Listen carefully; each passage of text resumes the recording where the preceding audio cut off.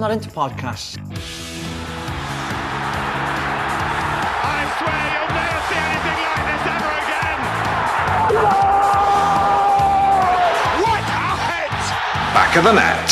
Hello, I am Killian and I am with Connor and Nate as always because this is the Not a Pundit podcast. Hold your applause. Lads, how are we doing, first and foremost? But is anybody else as embarrassed to be Irish today?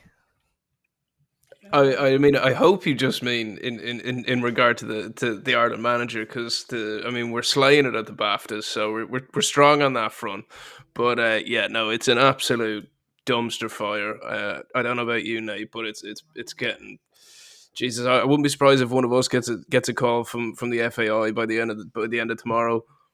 It's getting to the point where like half them need that organization needs to be wiped out. Like seriously, like the incompetence is crazy. Well, it's just like everyone we're associated with. Like, okay, Carsley, we were aiming too high. I think we're all in We were agreement. aiming right. That was We're the aiming right right, appointment, but we're just too cheap. We can't afford it. yeah, like aiming too high for the resources that we have. Outside of that, like, I mean, Neil Lennon, I don't know what went on there, but apparently he's been told he's not getting it. I don't know if you guys have background in that. I haven't heard anything. I'd say they just spoke to him and they're like, oh. Then the Coleman yesterday had been approached, and then today it's over. And it's like, I think Duffer, for those who are listening who haven't heard his interview, we might probably share it on socials after this for context. But he just kind of basically said it's an embarrassment as to the point that it's at. And to be honest with you, I wouldn't be surprised if he gets a call pretty soon. Well, I think they're panicking now. I think that's exactly what's happening. That's why you're getting the one report one day and the next report the other day. Like they're in full panic mode now. But like, there's no containing the message though. As in, like, we shouldn't even know who they're talking to. You know. Yeah, but that's always going to happen. Like, this is the world of football. But that is where I think actually the FAI aren't getting the credit, which is where does random links come out of is from a vacuum of knowledge. So like people don't know what's going on, so they wildly speculate. Like it's only after coming out apparently that they were speaking to Anthony Hudson, former New Zealand manager, and like I would take that as a good indication that they're searching far and wide. And like we've seen it with how many managerial appointments over the years where everybody thinks it's going to be this guy and it's going to be that guy and it's going to be this guy, and then suddenly it's completely somebody else, and it just turns out it was just a load of journalists or a load of insiders in inverted commas kind of going, oh, well, I heard this name being mentioned, that would make sense, run with it. Like the fact that there hasn't been a real name other than Carsley, I think says that they're playing their cards more closely to their chests than is given credit. But it also kind of looks like they've put all their eggs in the Carsley basket, the egghead himself, and that's not working for them. So we are in a very, very kind of But there's not people putting their hands up. Like there's no one, like, apart from when Gus Poyet did it, which was weird when he did it. But like no one's going like, I want that job. It's like, it seems like, look, I get it. It's not an easy job. The whole having to move to Ireland thing, I think, isn't helping things at all. But the other thing about it is, if you were to put your name into the hat and go, I want that job, well, then the financial negotiation power. Yeah, you're done. Fair. True, yeah. But I also think I'm on the opposite side of what I think's happening. I think it's a shit show behind the scenes. I think they're desperately panicking, and I think the leaks are just the head people at the FAI going, listen, we're going to give you some information here so you don't rinse us. Make us look too bad. You know what I mean? Yeah. Like, or it's all these other names coming out just to try and scare Carsley. Kind of going, listen. I don't think Carsley has any interest. I don't. You know. Well, no. Apparently, the only thing I've seen people agree on is that Carsley wants it. I think, but it was he wants his team with him. He wants it to be his way. So, but like, are they going like, oh well, look, we can go and get Coleman? Do you know what? No, maybe we won't get Coleman. Well, we could go for Lennon. And a Carsley in the background kind of going, well, actually, do I really want the job? Well, then do I have to make some concessions to have I just don't see what's in it for Carsley. Like, I know, like, everyone, as like Shay Given and all the ex-pros are saying, like, yeah, like you said, he does want it, but I don't understand the why, apart from having played for Ireland and being an Irishman and, you know, that side of things. But it it's a gamble. Like, he's in a very good position. He's turned down clubs in the UK before. I don't see the motivation to do it now. Like, he can take that job in 15 years if he wants it. Yeah, but he is also a gamble. Yeah, Like that he, is he true. he doesn't have the experience in the men's game, which I think is why, like, other than Birmingham, which is where he was an assistant and a long-term player, he's not linked with that many men's jobs. Like, he's not actually in these discussions apart from the Ireland gig. So, like, I If it know wasn't he's Ireland, would he even be in this discussion if it was another nation, is what you're saying? exactly, Yeah. yeah. So, like, if Southgate goes, do you think he's going to be in the running for the job? It's going to be Eddie Howe. I You think know. I think he could be. Like, I genuinely think he could be. Like, I think he'd be an that's astute one, but that's not so like that's something that we've seen from the FA before. Is like they like to, but specifically with Gareth Southgate, is they like to position managers to then come in. But it's like, if you're him at home now, are you going like, okay, so if Southgate leaves, whatever, and they don't appoint me, am I throwing away like one of the biggest opportunities I could have? You know what I mean? So it's like But then, he has to choose wisely now. if he takes that decision and does go to Ireland and it doesn't work out, where the hell do you go next? You'd have to go back to, like, you'd struggle to get a midway championship team after, like, if he really, really does bad with Ireland. But I mean, that's the gamble, isn't it? Like, but what happens if he doesn't get the England job? Where does he go then? Like, Yeah, he's he's in a weird position. But there's always been the kind of chat around him. So I know before he took on the 21 job, there was always, like, apparent, was it at Birmingham or Coventry? I think it was Birmingham, where he was actually interim manager or caretaker manager. I think it was Birmingham. And Maybe wrong on that. apparently he wasn't a fan of the job. Like, he wasn't a fan of being the main man. So, like, if he was to take Ireland and it doesn't work out, does he just go and be a very, very qualified coach? Because, like, because managing an under 21s team is very, very different to managing the men's team. There's a lot of different expectations and a lot of different ways. Well, you're fostering talent as opposed to you're more of a head coach than you Yeah. are a manager, yeah. and you're not having to deal with the press in the same way, and there's all that. And I think for Carsley, it would be a baptism on fire, but it also can't get any harder. So, like, it's going to be quite a forgiving position for him, because he's going to go, well, no matter where he goes, he's going to be under this kind of scrutiny. But if he does it with Ireland, at least it's still international top flight or whatever. Like, if he went to take the manager's job in Birmingham and failed, where does he go Different. then? Yeah. Whereas, like, if you fail at international football, well, then you can still go and become, like, a very, very qualified coach or assistant manager or anything like that. And But I just on that, and sorry to cut across you, Nate. I think for me though, it's like I don't think if Southgate leaves, I do think they'll go for Eddie Howe. If he wants it, he'll probably get it. Carsley would be in that discussion, but I think the only way Carsley will ever potentially get the England job, if he goes from being 21's manager to potentially an assistant for the senior team, and then down the line he needs to play the long game to get the manager's job. But I don't know. Like, you're telling me that Howe would want, or I'm just saying Howe because I think that's who it'll be. But insert manager, they'll want their own ticket. They won't want him. So if he, Sure, look at how he's always moved with Tyndall. That's what I mean. That's the thing, though. They sort of would want him, though, because he, like, it's specifically how international football works. He'd be the gateway into the first team. You know what I mean, for that new crop of player.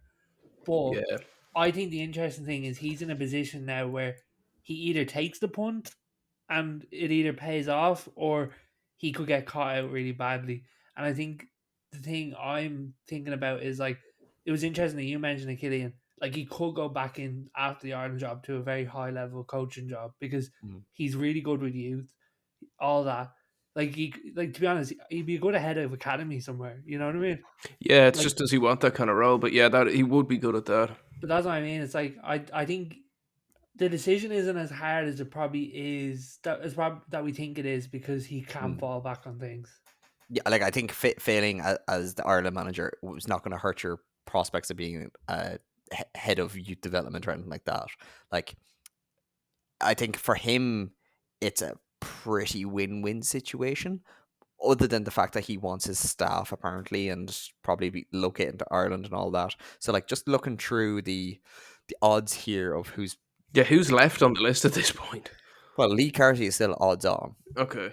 He is the FAI's man, and that's not to say that they don't pull the money out. Like they could be negotiating a sponsorship deal on the basis of him coming in, where a sponsor goes, "Listen, we'll supplement," or the likes of a Dennis O'Brien, or like it's been done before. So Does that make the FAI look weak though, if that's public knowledge? Well, this is what I mean. That's why they're probably playing the game that they are. Is it's all negotiations. That way, if it ever does come out, it's kind of like, oh well, we managed to solve it. Yeah, exactly. So then the next two are out of the running: Neil Lennon and Chris Coleman. Then it's John O'Shea. I think it's too soon. Like if they wanted, he was in the building already. If they wanted him, they would have given it to him straight off the bat. Plus, he's only in did he leave Birmingham with Rooney? I don't know. But he's in and around his own positions anyway. He has his own career. Chris Hughton. I mean, I don't like. Has he just left Ghana? Yeah, he got sacked. Yeah, he got sacked after take that. time Yeah. off, to be honest. Like, Gus Poyet, Won't again, happen. he's ruled himself He's ruled out out. pretty much. Anthony Barry, which is an interesting one considering the Tuchel chat that Tuchel might be going and him being part of that coaching staff. Now, I don't think it's going to happen, but it's a little like he might have the conversation now. Whereas Only way that happens is if they allow him manage club and country. You know, like in terms of he keeps his role in Bayern, even if or wherever Tuchel goes, if he goes with him, I don't see him giving up everything for the Ireland job, personally. The next few aren't great now. Scott Brown. Oh Jesus. Bayern Munich linked Ole Gunnar Solskjaer, which I think would be an astute. I'd take Ollie. I think Would you? Even as a United fan?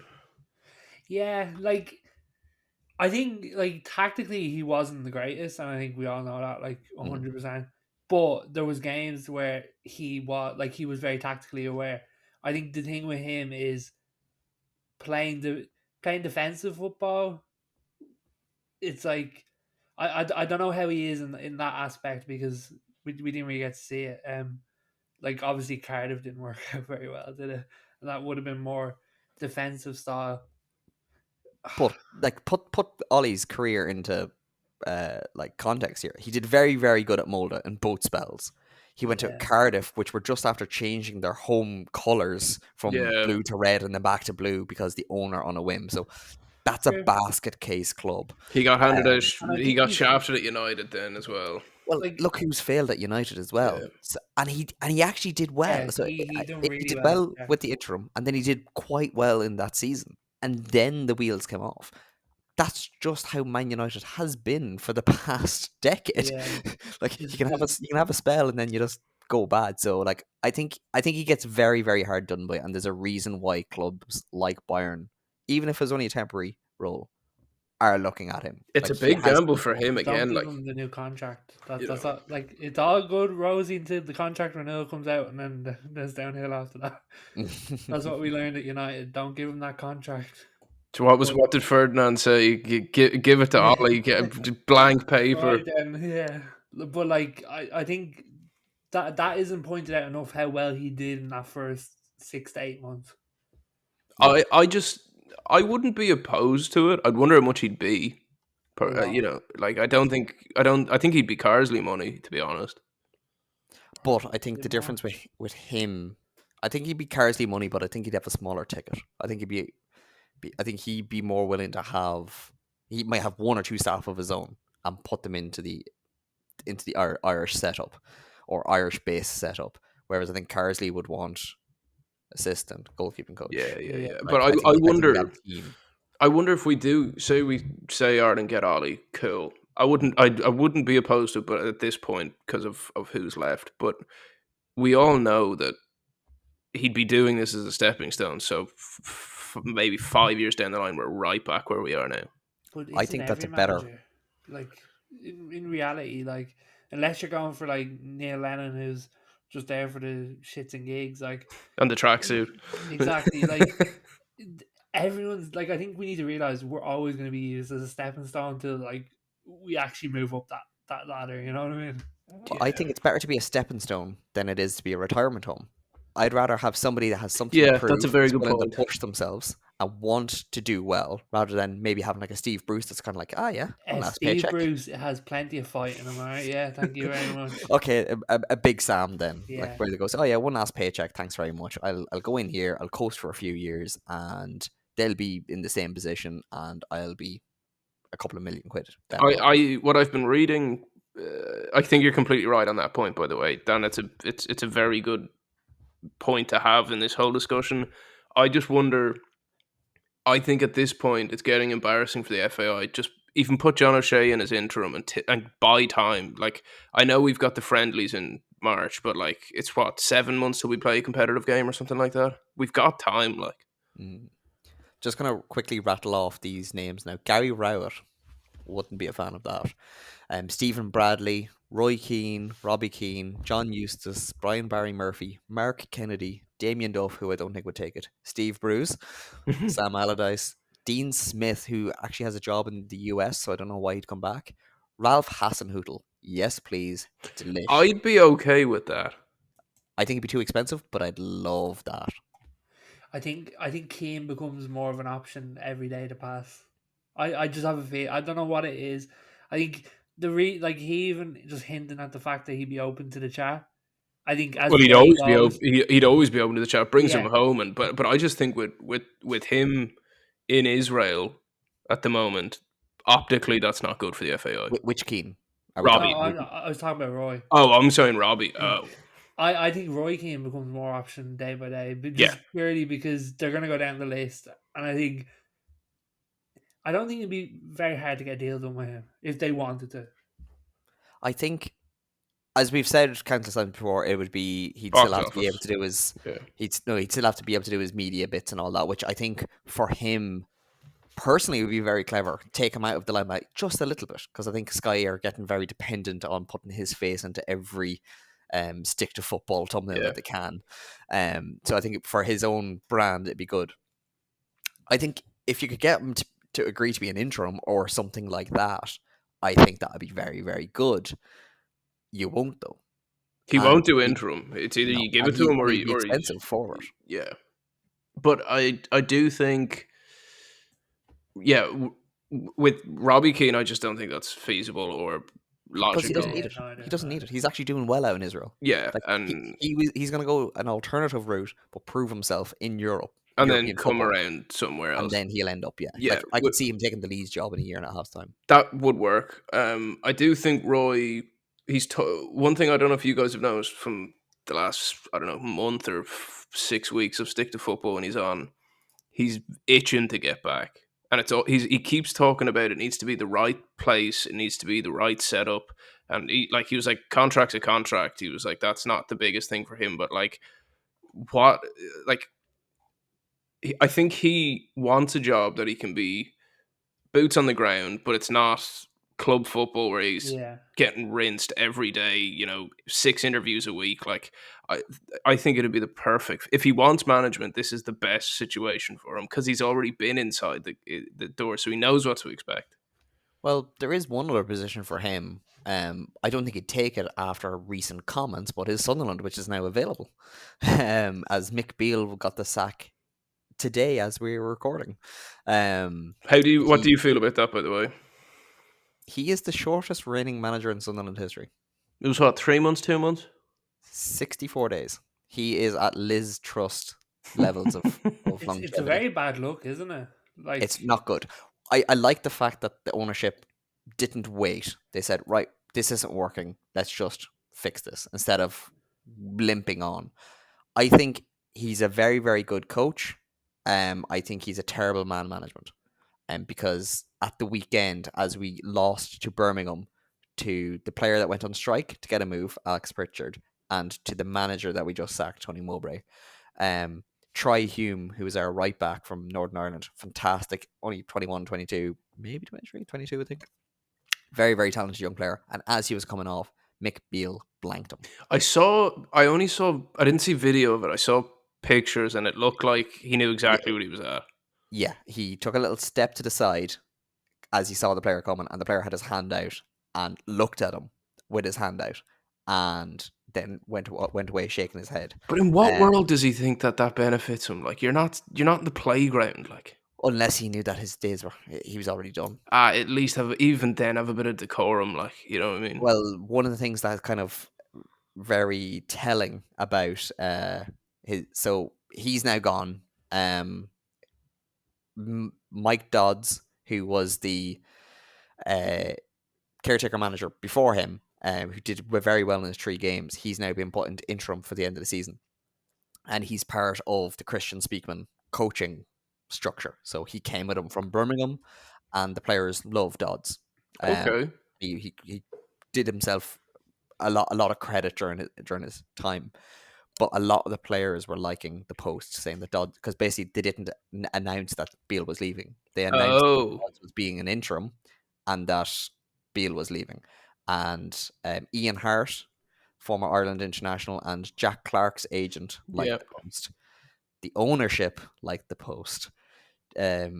Job Bellingham liked the post. Dennis Sirkin liked the post. Yeah, I have a real issue with this. You hate this stuff. Yeah. No, but the only thing about it is, I would say, is I think it's more to do with Dodds getting the position than it is for Beale leaving. Yeah, but but either way, it's just so bad. Like, yeah. And I have a real issue with owners and boards appointed a manager for that little time. Like, it doesn't really matter, like, if one thing sort of happens. Like, number one, you've appointed him. You've obviously seen a vision or whatever, or you clearly maybe didn't. But it's like, you've appointed him. Let the man do his job. You can't expect people to like uproot. In English football, though, man, like it's a 10-game game now. Like that, it's literally you have 10 games. Wrong, in my opinion. Like, you don't can't forget, expect all these like intricate. I agree with you. Systems and this and that, and then like rip things up after like 60 days. Like, I agree to the extent I don't like see managers changing too often. Like, Sunderland has had, I think it's 22 managers since 2010. That's farcical. Yeah, it's ridiculous. Even think of the cost to pay them all out. And like, some of them were pricey boys. But the thing about it, apparently, is that the players started to just not buy into him, not buy into his coaching methods, which is the thing that he's always been praised for, and they weren't buying in even to his training. So this goes back to Manchester United scenario where it's literally like it's more player power than anything. That's what I was going to say. Like it goes back to your thing about social media. Strap after a little bit and gone. We don't want to play for his manager. Blah blah blah. Like, and like, I don't know if it is the player power though in this instance, because Mike Dodds, who was a coach, was made assistant manager, and what it seems to me as a fan looking in is that the players never bought into Beale, and because Dodds got the good position, it was kind of like, okay, we'll humor him for you. I think the players never. I think that they're bought into the model and the coaches that were already there. And then Beale came in with a very good presentation and tried to implement something new. And the players were like, why are you trying to fix something that was working really well? And now it's not. So what we're going to do is we're going to go back to doing what worked and ignore you. So that's a real coup mentality, though. Yeah. You know what I mean? And I really don't like the fact that they were liking that post and stuff, because they know what they're doing. That looks so immature. Like, and you said the ownership done it as well. Yeah, but again, like, I think this is more. I think this is more about Dodds. I think this is more about Dodds being well liked. And don't forget, this is one of the things that that's both your clubs are going to. I think this is an element that both your clubs and you will eventually have to get used to, because both your clubs are going down that track, and we'll get onto that next. This is a proper director of football ran a club now. It is not about the manager. It's about the model. Well, the game's changing towards that, like as seen with Newcastle and the whole saga with Ashford. Exactly, which we'll move on to very soon. But I think this is where, if you don't have the right man at the helm, it actually doesn't matter, and they can be chopped in and chopped out. And what's happening at Sunderland is going to prove, well, you had the wrong personality there, because it seems to be. And if you look at how Beale went back to Rangers, is Beale thinks his shit don't stink. Like, it just seems that he has this complex about himself, and it's also quite telling that when he went to Sunderland, he brought no staff with him. No one. Well, No, Sunderland his didn't think assistant his manager shit stunk was 60 days ago. Like, you know what I no, mean? no, Like, no, no. Well, no, nobody wanted him. but the ownership Who group they did. wanted was Will Still. Will Still was going to cost 5 million, and they weren't willing to spend it. But like, So the you still backup, sacked the man. Like, still sacked your manager, and then didn't have a Well, it a either plan shows the B owners to Will are Still. clueless, which I don't think they are. But I think, look, if you manage or if you own a club for long enough, you're going to make a good few L's on managers, and I yeah, think I think they, as you said, Nate, probably did believe in him, and then I think very quickly realized, oh, we fucked this one up. I think Beale is part of that new breed of manager that has what was it Gary O'Neill said? You can have a very good presentation, Yeah, but it doesn't make you a good coach. I yeah, think he's of that ilk. I think he's a very, very talented coach. I think he thinks about football very well, as proven to being Steven Gerrard's crutch. But I don't think he has what it takes, and I don't think the club particularly bought into him. When you consider I have a big his problem with those staff PowerPoint was things, though. You know, yeah, when you see Lampard on again stick to football, or you've heard Roy Keane talk about it, like to get a job these days, it isn't even good enough to have a good record. You need to have this vision, this like mm, we all know about Klopp's like 50-page plan that he arrived with. It's like mhm. uh, I understand you need to have a backing to your ideas, but like part of being a football manager is people and intuition, and you can't put that on paper.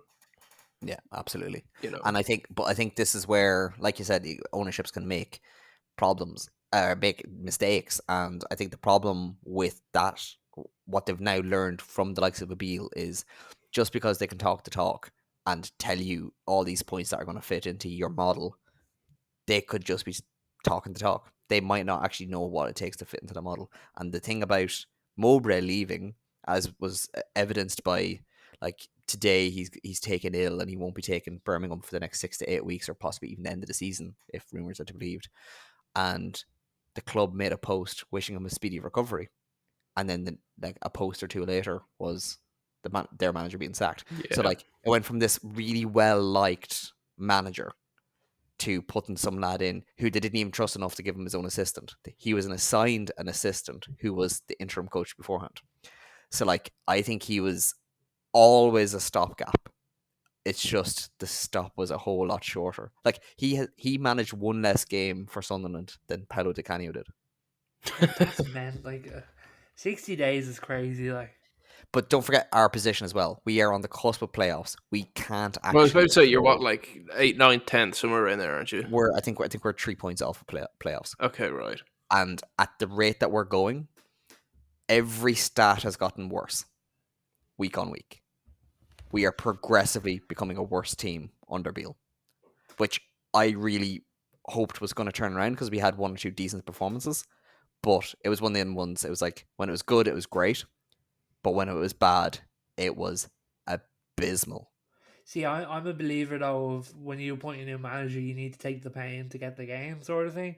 Which I know, fair enough if he isn't worked out, but I think part of any new manager going in straight away is you can sort of expect stats to deteriorate in some frame. You know what I mean? Yeah, but you'd want to have some indication of something working. Yeah, Like but the 60 only days, thing they Killian, can like, own 64, and the only This is only like saying like Kim Kardashian's marriage length here. Like I mean, it's 60 days is mental, or 64, whatever is wild. But the only thing I agree with both of you boys, because like Nate, I agree managers need to get time, and 64 Mm, days is a joke. But I do think, like we said, it's moving more towards a director of football role, which or a world which is statistically based. If the statistics are going down, and not to go too moneyball about it, but like if he's gangrene, yeah, you chop gotta the limb. chop the limb. You know, And like this is where, as I said, I think both your clubs are going to have to get used to this kind of thing because, as we've seen from the Battle of Ashworth, the director of football is going to Man United, I and won, I won, I Newcastle have to go won. scrambling to find one. I don't know who we're gonna get, but I have to say, part of me is excited as a football fan to see what he can do with Man United. Like I think if there's anyone that can fix United, it's probably him. I don't like, again, similar to the FAI discussion, how these things have been handled, that he's just stuck on gardening leave and we'll figure out the financials. Like, again, why can't this stuff be done behind closed doors? Have a bit of class, lads, That's not directed at United, but you know what I mean? I No, just mean no, I football in agree. I general, totally agree. It has gotten messy. I think just before we started recording, a, an article came out saying that Newcastle now want 20 million Yeah, I saw that, to which is steep, like. like that's a bit crazy. You know what I mean? But Like, surely we've got no negotiating power in it, that we've stuck him on gardening leave. Like, we're hardly just going to bring him back. Well, oh you do no, have negotiation power in the fact that you don't need the money. Well, yeah, Like, you could just leave him on gardening leave to the end of his contract in 2026. that'd be so rough. like Oh, it'd be horrendous. so like there's clearly been assurances made on United side that has gotten Yeah. to like make that push. You know what I mean? To like, I think I read this morning they like cut him off the computer systems and all. Like they went proper like, okay, get out of building type thing. Salaries like him don't count towards FFP, do they? No, It like the would as fee to buy operating him would. costs. Okay. The fee to buy him would.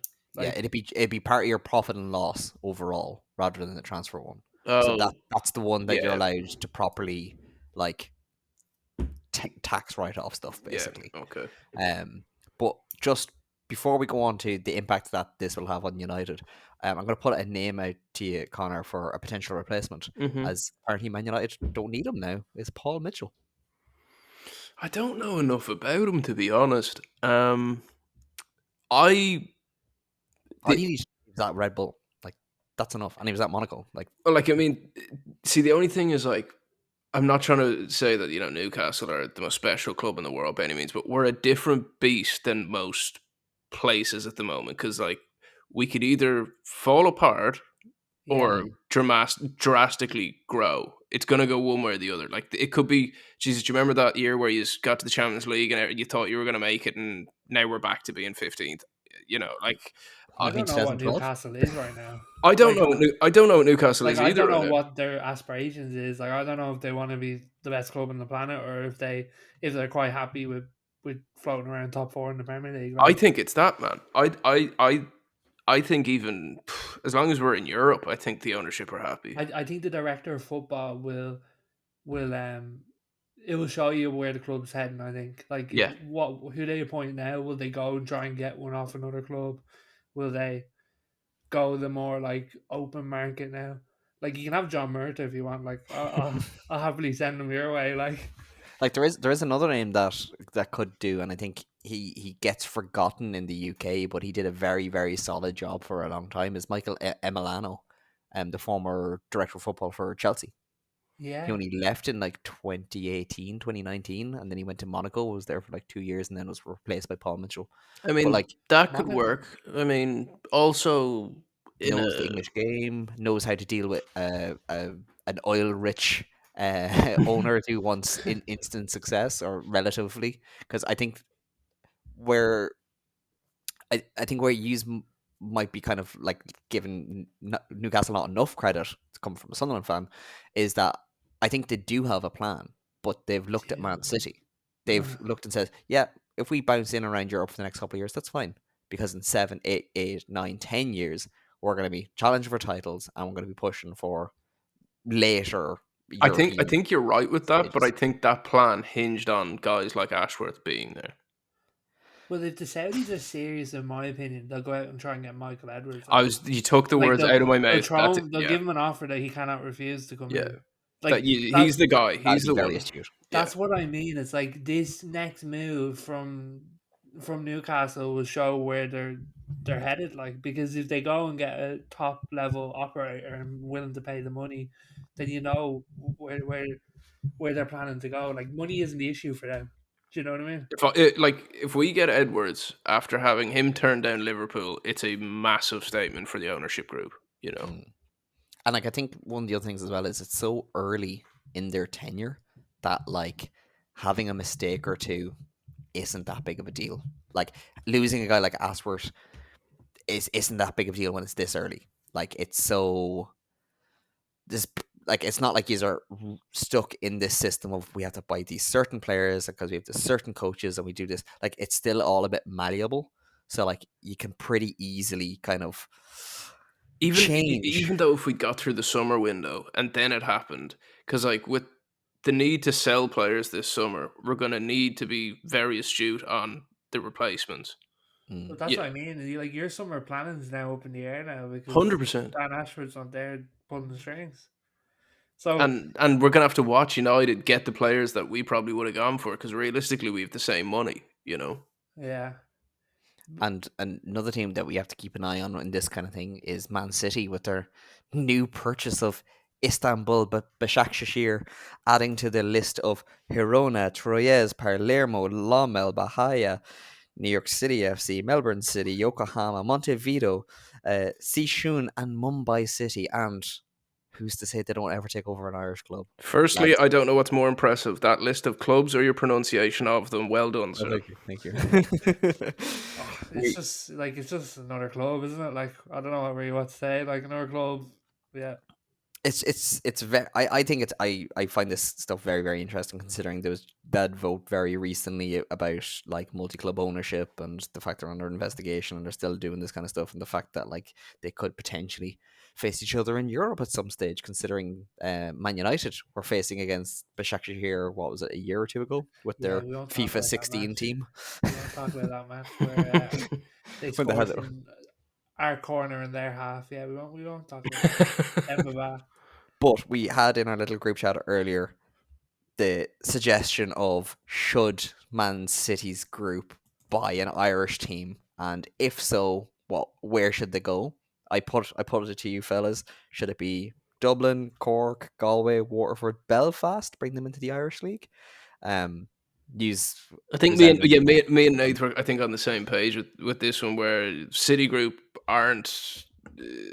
It would be great if they took a club like Kerry and built it up and whatever. That's cool, but it's not a city. But you need the name. You need the city. You need so the only cities in Ireland. Yeah, but this is true. Even if we say Galway, then that we build them up. But like, they'll want success fast. They'll want mass exposure. They want the biggest fan base possible, and that's just Dublin. You know, but I don't think they actually would want success fast, and I don't think they would want.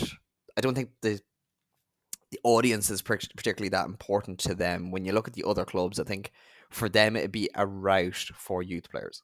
Well, I see it as getting the Seamus Coleman's. You know, like but it's not even that. Like by being in Europe, they could sign like a 16-year-old in France that maybe not quite good enough for there, but send them to Ireland and get them used to playing in an English-speaking country. Yeah, and then see how they acclimatize there, and then they can just divvy them out between their other teams. I think that's where it'd be kind of cool. But the other thing that we did chat about was they would realistically be technically bringing back Dublin City FC, and if so, would they be bringing them back as a new team and starting from the beginning, or would they be taking over a team in Dublin? And if so, who goes? Because I will be making this as a Football Manager save, and we will put it up on our socials for other people to download to have the same fun. What are we saying, lads? Who's to go, or who's to be relegated for their place?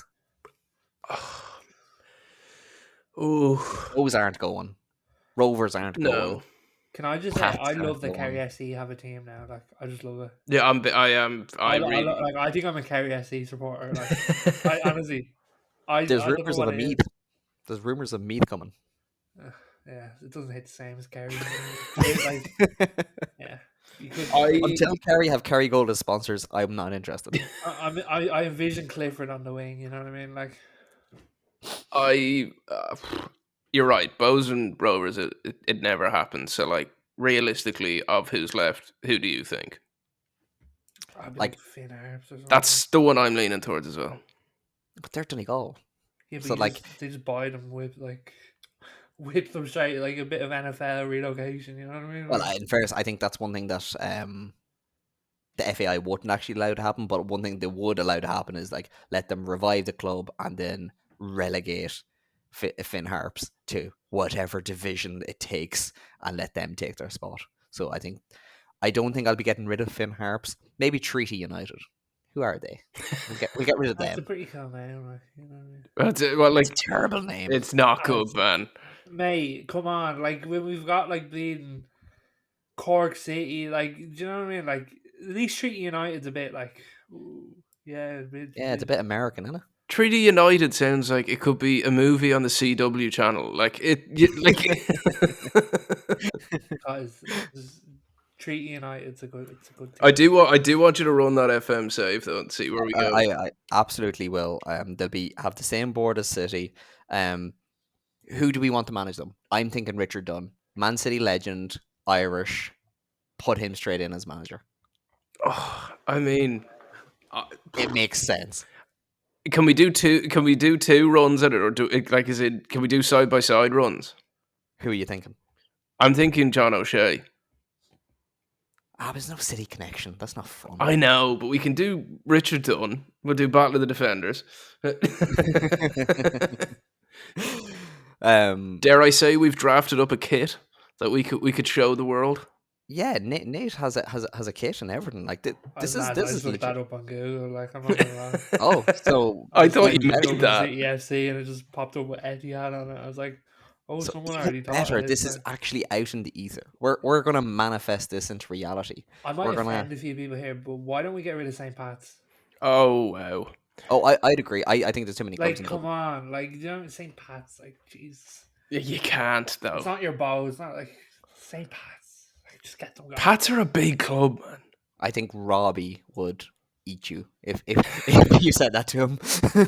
Like Bohemians, like Shamrock Rovers, like Shelburne, my daddy's place, so I gotta keep it. You know what I mean? But St. Pat's, goodbye. You know what I mean? That's my vote. Or they could just make a new team. Let's be real. I think what I'm going to do is I'm going to bring back Dublin City FC, an actual revival, so they'll have the old records of that with Richard Dunn as manager, Kevin Hunt, who I think was a former City. No, he was a Liverpool scout. I'll get some decent kind of like scouty guy to be a director of football, and we'll see if the likes of Ian Lawler or somebody like that wants to go back to their connection to City. And see how they can do, and see if they can get to Europe, and if they do, how well they can do. Gentlemen, we are coming very rapidly to the end, and I just do want to very quickly mention there is a new position that I expect to see in the next Football Manager game, considering we're talking about it, which is referee analyst. Oh Jesus, yeah. Pioneered by Oh, I love this. Notts Forest and Mark Clattenburg. Take us away. Yeah. I'm gonna have an opinion here that's gonna. Do you know how I always come with the opposite opinion? I'm coming with it again. I love You that like a appointment. hot take, I think yeah. it's great. I think love it's that great. appointment. Oh lads, for fuck's sake. Kind of. What? Explain to me what's so bad about this position, and then I'll come back to you why I think it's a great appointment. I sound like an old codger, and I'm very aware of it, but it's just the most poor Nottingham Forest. Aren't all the decisions going against us? Aren't we awful? Oh no, I think No. it's an evolution of the scouting report. What you're going to scout your opposition, you might as well know the guy who's going to control the game. Yeah. This is a perfect sense. position that's used very intensely in other sports. Like, this is a huge position in rugby. But it works in rugby. I don't know. Why? I think it's I think just. I think it works more in football, considering how temperamental referees can be. I sound like Gary Neville. I know I do, but like it's Yeah. just like it just seems like 2 weeks ago, Jax Piper, the former referee, joined the Springboks after retiring. I saw that. He's- Yeah. Do you know, like, this is I think this is a valuable position, and I'm trying to think what referee would I like at United.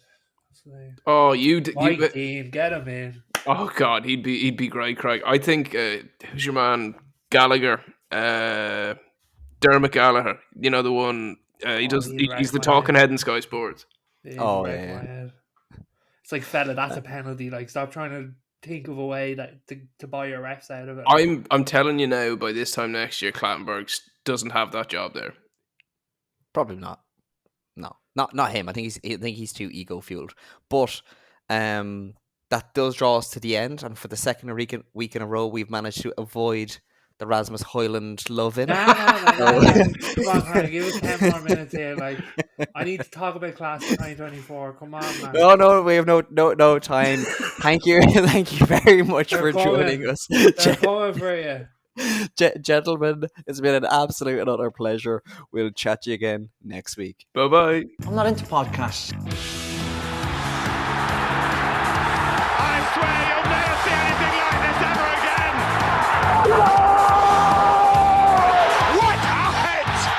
of the net.